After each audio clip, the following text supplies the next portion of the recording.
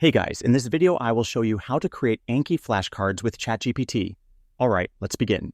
First, open your browser and go to apps.ankiweb.net to download and install Anki.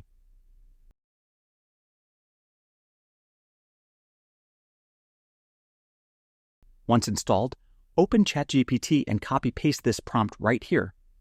Then paste your notes below it and press Enter. Wait for the response, and after that, ask ChatGPT to generate a CSV file for your flashcards.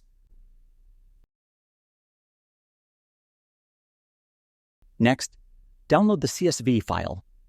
Open Anki, click on File at the top left, and select Import. Choose the CSV file you downloaded. Make sure to change the separator from semicolon to comma, so that the questions and answers are placed correctly. You'll now see that the questions appear on one side and the answers on the other. At this point, you can make any changes you want, such as editing the flashcards or adjusting the format. Finally, click Import, then select Show to review your flashcards. So that's basically how you can create Anki flashcards with ChatGPT. And that's it for this video. If you find this video helpful, please consider subscribing and leaving a like. Thanks.